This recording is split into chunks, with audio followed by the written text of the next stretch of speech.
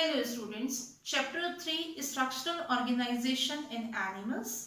इस चैप्टर में हमने स्टार्ट किया था एनिमल टिश्यू। एनिमल टिश्यू का हमने क्लासिफिकेशन पढ़ा था। उसमें हमने देखा था कि एनिमल टिश्यू को हमने 4 ग्रुप्स में डिवाइड किया था। फर्स्ट था हमारा इपिथेलियल टिश्यू, सेकंड था कनेक्टिव टिश्यू, थर्ड था मस्कुलर टिश्यू और फोर्थ था हमारा nervous tissue. Epithelial tissue, connective tissue and muscular tissue ये हम पढ़ चुके हैं। आज हम स्टार्ट करेंगे नर्वस टिश्यू। नर्वस टिश्यू को हाईली स्पेशलाइज्ड टिश्यू कहा जाता है हमारी बॉडी का, क्योंकि ये स्टिमुलाई के लिए रिस्पॉन्स शो करते हैं। नर्वस टिश्यू जिन सेल से बना होता है उसे हम बोलते हैं नर्व सेल, या इसी को हम बोलते हैं न्यूरॉन। न्यूरॉन जो रहते हैं वो हमारी बॉडी की लॉन्गेस्ट सेल होते हैं। न्यूरॉन को सपोर्ट करने के लिए कुछ सेल्स और भी होती हैं जिन्हें हम बोलते हैं न्यूरोग्लिया सेल्स। तो हम एक तरह से बोल सकते हैं कि हमारा जो नर्वस टिश्यू होता है वो 2 टाइप के सेल से मिलकर के बनता है। एक होते हैं न्यूरॉन्स और दूसरे होती हैं न्यूरोग्लिया सेल। ये न्यूरॉन्स जो होते हैं ये रिस्पॉन्स शो करते हैं स्टिमुलाई के, या हम बोल सकते हैं एक्सटर्नल स्टिमुलेशन के लिए ये रिस्पॉन्ड शो करते हैं। न्यूरॉन को हम बोलते हैं structural and functional unit of nervous tissue. तो हम देखते हैं कि ये जो नर्वस टिश्यू है वो किससे कंपोज हो रहा है, नर्व सेल से, जिसको हमने न्यूरॉन बोला है। ये स्टिमुलाई के लिए रिस्पॉन्स शो करते हैं और इनके सपोर्ट करने के लिए इनको जो सेल्स होती हैं उन सेल्स को हमने क्या कहा, न्यूरोग्लिया सेल कहा। न्यूरोग्लिया सेल्स कहाँ पर होती हैं, जो न्यूरॉन्स रहते हैं या नर्व सेल्स होती हैं इनके बीच बीच में जो स्पेस होता है वहां पर ये सेल्स होती हैं। इसीलिए कहा गया है कि किस जगह पर है, इंटर न्यूरोनल स्पेस में ये प्रेजेंट होती हैं। न्यूरॉन जो है वो स्ट्रक्चरल और फंक्शनल यूनिट है नर्वस सिस्टम की। ये सेल जो है वो कभी भी डिवाइड नहीं होती है, यानी कि हमारे जो न्यूरॉन्स हैं इनमें डिवीजन नहीं होता। हमारी बॉडी की सेल्स में डिवीजन होता है पर ये जो नर्व सेल्स होती हैं इनमें डिवीजन नहीं होता। और इसका रीजन क्या है कि इसमें सेंट्रियोल प्रेजेंट नहीं होता है। सेंट्रियोल एक तरह का सेल ऑर्गेनल होता है जो सेल डिवीजन में हेल्प करता है। क्योंकि यहाँ पर सेंट्रियोल नहीं है इसीलिए इन सेल में सेल डिवीजन नहीं होता है, या हम बोल सकते हैं कि ये सेल्स जो है वो डिवाइड नहीं करती हैं। इनका लाइफ स्पेन होता है 100 ईयर, मीन्स ये 100 ईयर तक जिंदा रहती हैं। अब 100 ईयर तक इनको जिंदा रहना है तो मीन्स किसी ना किसी के सपोर्ट की इनको जरूरत रहेगी। तो इनको सपोर्ट करने का काम कौन करता है, न्यूरोग्लिया सेल, या जिसे हम ग्लिया सेल भी बोलते हैं या हम बोलेंगे न्यूरोग्लिया सेल। तो न्यूरोग्लिया सेल्स जो है इन्हें नरिशमेंट प्रोवाइड करने का काम करती हैं, साथ ही इन्हें प्रोटेक्ट करने का काम भी न्यूरोग्लिया सेल्स करती हैं। लॉन्गेस्ट सेल होती है ये हमारी बॉडी की। अब हम देखते हैं न्यूरोग्लिया सेल्स। जो न्यूरोग्लिया सेल्स होती हैं वो कहाँ पर प्रेजेंट है, अभी हमने पढ़ा कि इंटर न्यूरोनल स्पेस में, मींस जो न्यूरॉन्स रहते हैं उनके बीच बीच में जो स्पेस होता है वहां पर प्रेजेंट होती हैं ये सेल्स। ये नॉन नर्वस सेल्स है, मींस ये इम्पल्स को कंडक्ट करने का काम नहीं कर रही हैं या स्टिमुलाई के लिए रिस्पॉन्स शो नहीं करती हैं। इनका नंबर न्यूरॉन से ज्यादा होता है, तो मोर ए नंबर है न्यूरॉन। इनमें डिवीजन हो सकता है, कैपेबल होते हैं डिवीजन के लिए ये। साथ ही अभी हमने पढ़ा कि ये क्या करती हैं, ये नरिशमेंट और प्रोटेक्शन का काम करती हैं। किसको नरिशमेंट प्रोवाइड कर रही है, किसको प्रोटेक्शन दे रही है, अपने साथ की जो नर्व सेल्स होती हैं उनको प्रोटेक्ट करने का काम करती हैं और नरिशमेंट प्रोवाइड करती हैं। अब हम देखते हैं स्ट्रक्चर ऑफ न्यूरॉन। न्यूरॉन के ऊपर एक कवरिंग होती है जिसको हम क्या बोलते हैं, न्यूरिलेमा। जो न्यूरॉन है इसमें मेनली 2 रीजन्स होते हैं, एक होता है साइटोन और एक होता है एक्सॉन। साइटोन को हम पेरिकैरियन और सोमा सेल भी बोलते हैं, और जो एक्सॉन होते हैं वो साइटोप्लाज्मिक एक्सटेंशन होते हैं। तो यहाँ पर ये स्ट्रक्चर है। हम यहाँ पर ये देखेंगे कि यहाँ पर इस तरह का शेप आपको दिखाई दे रहा है। ये स्ट्रक्चर जो है इसको हम बोलते हैं साइटोन। ये पूरा का पूरा पार्ट जो है वो क्या है, साइटोन है। साइटोन के अंदर होता है न्यूक्लियस, साइटोप्लाज्म होगा, और यहाँ पर जो ग्रेन्यूल लाइक स्ट्रक्चर होता है जिसको हम बोलते हैं नेसल्स ग्रेन्यूल्स। और इसके अलावा यहाँ पर प्रोटीन के फाइब्रिल रहते हैं। इन फाइब्रिल्स को हम क्या बोलते हैं, न्यूरोफाइब्रिल कहते हैं। तो यहाँ पर जो साइटोन है, साइटोन में क्या क्या है, साइटोन में साइटोप्लाज्म प्रेजेंट होगा, न्यूक्लियस प्रेजेंट होगा, नेसल्स ग्रेन्यूल्स प्रेजेंट होंगे, साथ में यहाँ पर क्या न्यूरोफाइब्रिल होता है। इसके अलावा यहाँ पर जो साइटोन रहता है, साइटोन में कुछ इस तरह से हम देख रहे हैं कि इसका स्ट्रक्चर जो है वो ड्रॉ है। इसका स्ट्रक्चर कुछ इस तरह से होता है। तो यहाँ पर ये जो स्ट्रक्चर होता है, यहाँ पर कुछ एक्सटेंशन रहते हैं यहाँ पर, इसको हम बोलते हैं डेंड्रॉन। ये स्ट्रक्चर जो होता है इसको हम बोलते हैं डेंड्रॉन। और इसका फंक्शन क्या होता है कि जो इम्पल्स होते हैं इसको रिसीव करके कहाँ तक लेकर के आता है, साइटोन तक लेकर के आता है। इसके बाद में हम यहाँ पर एक एक्सटेंशन और देख रहे हैं। एक्सटेंशन यानी कि यहाँ पर जो डेंड्रॉन है वो एक्सटेंड हो गया है, साइटोप्लाज्म जो है वो एक्सटेंड हो गया है, इसको हम बोलते हैं एक्सॉन। इसकी जो कवरिंग होती है इसको कहा जाता है एक्सोलेमा, और इसमें जो प्लाज्मा रहता है उसको हम बोलते हैं एक्सोप्लाज्मा। तो यहाँ पर कुछ इस तरह से एक एक्सटेंशन हमको दिखाई दे रहा है, इसको हम बोलते हैं एक्सॉन। और इसके एंड में हमको दिख रहे हैं कुछ एक्सोनिक नोड। तो एक्सॉन जहां पर एंड होता है उसको हम बोलते हैं एक्सॉन एंड बोलते हैं यहाँ पर, या इसको एक्सॉन एंडिंग बोला जाता है। और ये स्ट्रक्चर जो है वो एक्सॉन है। साइटोन में न्यूक्लियस, साइटोप्लाज्म, बेसल ग्रैन्यूल्स, न्यूरोफाइब्रिल, और एक्सॉन की ये मेम्ब्रेन जो है वो न्यूरोलेमा। इसमें जो प्लाज्मा है उसको हमने क्या नाम दिया, एक्सोप्लाज्म नाम दिया है। इसके बाद हम देखेंगे कि जो एक्सॉन होता है, एक आपको ये कवरिंग दिखाई दे रही है, इस कवरिंग को हम बोलते हैं माइलिन शीट, जो प्रोटीन की कवरिंग होती है। जिन न्यूरॉन में माइलिन शीट प्रेजेंट होती है उसको हम बोलते हैं माइलिनेटेड न्यूरॉन, और जिन न्यूरॉन्स में माइलिन की शीट नहीं होती है उसे हम बोलते हैं नॉन माइलिनेटेड न्यूरॉन। इसके बाद में हम यहाँ पर देखेंगे कि जो माइलिन की शीट होती है ये एक स्पेशल टाइप की ग्लिया सेल इसको सिक्रीट करती है, और इन्हीं सेल्स को हम शॉन सेल भी बोलते हैं, जो यहाँ पर हमको पेरिफेरी साइड में दिखाई दे रही है।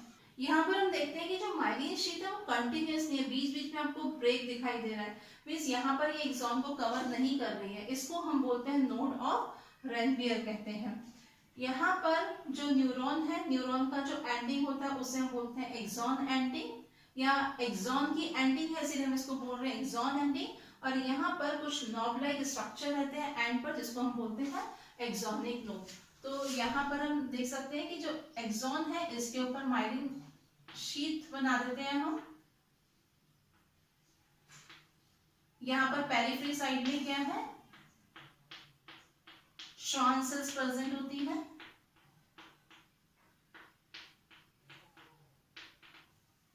तो ये है एक न्यूरॉन का स्ट्रक्चर। अब हम इसके डिफरेंट पार्ट के फंक्शंस को देखते हैं। अभी हमने पढ़ा कि जो न्यूरॉन्स होते हैं वो क्या करते हैं, स्टिमुलाई के लिए रिस्पॉन्स शो करते हैं। अब इसके जो डिफरेंट पार्ट है वो क्या क्या फंक्शन कर रहे हैं हम इसको देखते हैं। जो फर्स्ट पार्ट है नेसल्स ग्रैन्यूल्स, नेसल ग्रैन्यूल्स का फंक्शन होता है, ये नंबर 1 लिखा हुआ है यहाँ पर, फर्स्ट पार्ट का फंक्शन यहाँ पर शो किया है। तो ये क्या है, रिच होते हैं आरएनए से। आरएनए एक तरह का न्यूक्लिक एसिड होता है, राइबो न्यूक्लिक एसिड, और ये हेल्प करता है किसे, प्रोटीन सिंथेसिस में। इसका सेकेंड पार्ट जो है वो है साइटोप्लाज्म हमने लिया है। साइटोप्लाज्म के अंदर यानी कि साइटोप्लाज्म का जो फंक्शन है वो है माइटोकॉन्ड्रिया इसके अंदर रहते हैं, बहुत सारे गोल्गी बॉडीज इसके अंदर रहेंगे, और साथ में यहाँ पर होता है आरईआर। आरईआर होता है रफ एंडोप्लाज्मिक रेटिकुलम, जो अपना अपना फंक्शन करते हैं। थर्ड पार्ट जो है वो हमने लिया है डेंड्रॉन, जो भी हमने पढ़ा था कि ये एक्सटर्नल जो प्रोसेसेस होते हैं या एक्स्ट्रा एक्सटेंशन जो रहते हैं इसको हमने डेंड्रॉन नाम दिया था। तो इनका फंक्शन क्या होता है, ये इम्पल्स को, ये इम्पल्स जो होगी इसको रिसीव करेंगे और कहाँ तक लेकर के आते हैं, साइटोन तक लेकर के आते हैं, या हम बोल सकते हैं कि जो सेल बॉडी है वहां तक लेकर के आते हैं। तो ये क्या कर रहे हैं, ये ट्रांसफर कर रहे हैं इम्पल्स को टूवर्ड्स साइटोन, साइटोन की तरफ ये इम्पल्स को लेकर के आएंगे। फोर्थ पार्ट हमारा है माइलिन शीट। माइलिन शीट जो है वो क्या है, श्वान सेल से रैप्ड रहती है, और ये एक तरह का इंसुलेटिंग मटेरियल होता है। नेक्स्ट है हमारे पास node of Ranvier, fifth part हमारा नोड ऑफ रेनवियर।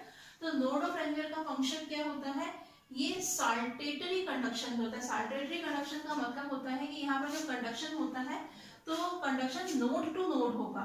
जैसे यहाँ से हम देखेंगे कि कंडक्शन जो है वो पॉइंट वाइज यहाँ पर पूरे एक्सॉन में नहीं जाएगा, इम्पल्स जो है वो जंप करके यहाँ से यहाँ पर आएगा, यहाँ से यहाँ पर आएगा, यहाँ से यहाँ पर आएगा। इसको हम बोलते हैं साल्टेटरी कंडक्शन, या हम बोल सकते हैं कि जंपिंग ऑफ इम्पल्स। इसमें जो इम्पल्सेस है वो जंप करके ट्रांसमिट हो रही है।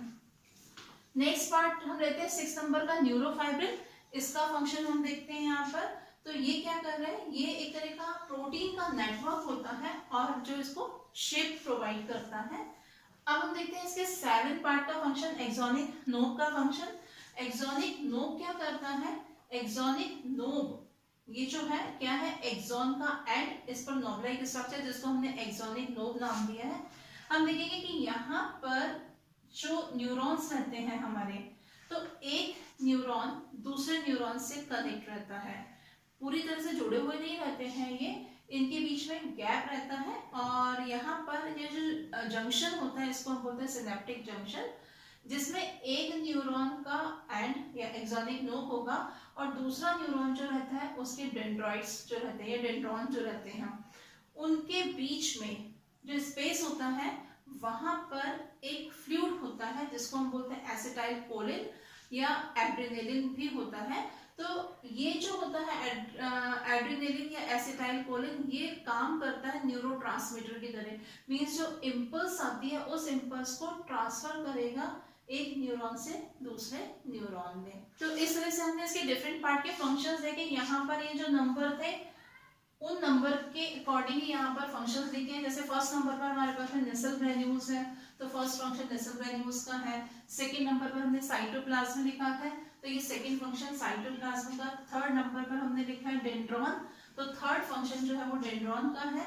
फोर्थ नंबर पर हमने लिखा है माइलिन शीथ, तो फोर्थ फंक्शन जो है वो माइलिन शीथ का। फिफ्थ नंबर पर है हमारा नोड ऑफ रेनवियर, तो ये फिफ्थ फंक्शन जो है वो किसका है, नोड ऑफ रेनवियर का है। ये जो सिक्स्थ है न्यूरोफाइब्रिल, इसका फंक्शन जो है वो है 6 नंबर पर। और 7 नंबर पर हमारे पास में एक्सोनिक नोब लिया है हमने, तो यहाँ पर ये जो फंक्शन है किसका है, एक्सोनिक नोब का है। अभी हमने इसके डिफरेंट पार्ट के फंक्शंस देखे। अब हम देखते हैं कि न्यूरॉन का फंक्शन, मेन फंक्शन जो है वो क्या है। न्यूरॉन जो फंक्शन करता है वो है एक्साइटेबिलिटी एंड कंडक्टिबिलिटी। एक्साइटेबिलिटी क्यों कहा गया है, क्योंकि न्यूरॉन जो है वो एक्सटर्नल स्टिमुलाई को रिसीव करके क्या हो जाता है, एक्टिवेट हो जाता है, इसीलिए कहा गया है कि इसका फंक्शन क्या है, एक्साइटेबिलिटी, यानी कि एक्साइट हो जाता है। और सेकेंड फंक्शन कंडक्टिविटी। कंडक्टिविटी क्यों कहा गया, क्योंकि जो इम्पल्सेस होती हैं ये इम्पल्सेस को कलेक्ट करके साइटोप्लाज्म तक आएंगे, साइटोप्लाज्म से एक्सॉन के थ्रू वो नेक्स्ट न्यूरॉन में ट्रांसमिट होंगी। तो यहाँ पर जो इम्पल्स होती हैं उनकी वेव्स को क्या करने का काम कर रहा है, कैरी करने का काम कर रहा है, इसीलिए कहा गया है कि जो न्यूरॉन के फंक्शन है वो क्या है, एक्साइटेबिलिटी। क्यों, क्योंकि ये एक्सटर्नल स्टिमुलस के लिए एक्टिवेट होता है और क्या करता है, ये इम्पल्स वेव को कंडक्ट करने का काम करता है, कैरी करने का काम करता है, इसीलिए कहा गया इसका फंक्शन जो है वो क्या है, कंडक्टिविटी। न्यूरॉन में माइलिन की शीट प्रेजेंट थी उसको हमने बोला था माइलिनेटेड न्यूरॉन, और जिनमें माइलिन शीट एब्सेंट थी उसे हमने बोला था नॉन माइलिनेटेड न्यूरॉन। अब हम दोनों में डिफरेंस देखते हैं। जो माइलिनेटेड न्यूरॉन्स रहते हैं वो मेड्यूलेटेड नर्व फाइबर्स होते हैं, और नॉन माइलिनेटेड न्यूरॉन्स जो रहते हैं वो नॉन मेड्यूलेटेड नर्व फाइबर्स होते हैं। माइलिनेटेड न्यूरॉन चूंकि माइलिन शीट प्रेजेंट है, कौन सीक्रेट कर रहा था, श्वान सेल सीक्रेट कर रही थी जो कि स्पेशल टाइप की ग्लियल सेल्स थी। तो यहाँ पर ये जो माइलिनेटेड न्यूरॉन्स होते हैं वो सराउंडेड रहते हैं किससे, श्वान सेल से, और यहाँ पर श्वान सेल्स जो रहती हैं वो एब्सेंट होती हैं। इसके अलावा हमने देखा था कि जो माइलिन शीट थी वो एग्जाम पर कंटिन्यूअस नहीं थी, कुछ जगह पर नोड फॉर्म हो रहे थे जिसको हमने नोड ऑफ रेनवियर कहा था। तो हम बोल सकते हैं कि जो माइलिनेटेड न्यूरॉन होते हैं उसमें नोड ऑफ रेनवियर प्रेजेंट होते हैं और इसमें नोड ऑफ रेनवियर जो होंगे वो एब्सेंट होंगे। यहाँ पर जो इम्पल्स का कंडक्शन होता है वो फास्ट होता है, इसीलिए कहा है conduct impulse at fast rate, और यहाँ पर जो इम्पल्स कंडक्ट होती हैं उसका रेट जो होगा वो स्लो होगा, यानी कि ये स्लो कंडक्ट होती है। इसके बाद में हम यहाँ पर एक वर्ड पढ़ते हैं साल्टेटरी कंडक्शन। अभी हमने यहाँ पर देखा कि जो न्यूरॉन था, न्यूरॉन में ये एक्सॉन है और यहाँ पर हमारे पास में माइलिन प्रोटीन की कवरिंग थी, इसको हमने बोला था नोड ऑफ रेनवियर। और यहाँ से जब इम्पल्स कौन रिसीव करता है, डेंड्रॉन रिसीव करते हैं, साइटोन से होते हुए इम्पल्स कहाँ पर जाते हैं, एक्सॉन में। तो यहाँ पर जो इम्पल्स होती है वो इस तरह से जंप करती हुई कंडक्ट होती है, तो इसी कंडक्शन को हम क्या बोलते हैं, साल्टेटरी कंडक्शन। तो कहा गया when impulse jump from one node of Ranvier to other, means impulse जो है वो एक नोड से दूसरे नोड तक, दूसरे से तीसरे नोड में इस तरह से क्या हो रहा है, वो कंडक्ट हो रही है। इसी कंडक्शन को हम बोलते हैं साल्टेटरी कंडक्शन।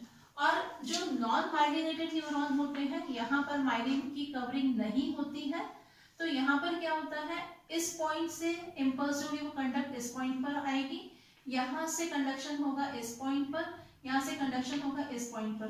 तो यहाँ पर जो कंडक्शन होता है उसमें इम्पल्स जंप नहीं कर रही है, पर यहाँ पर क्या हो रहा है कि जो कंडक्शन होता है वो इम्पल्स क्या करती है, जंप करती है, इसीलिए इसको यहाँ पर नाम दिया है साल्टेटरी कंडक्शन। अब हम देखते हैं डिफरेंट टाइप के न्यूरॉन्स।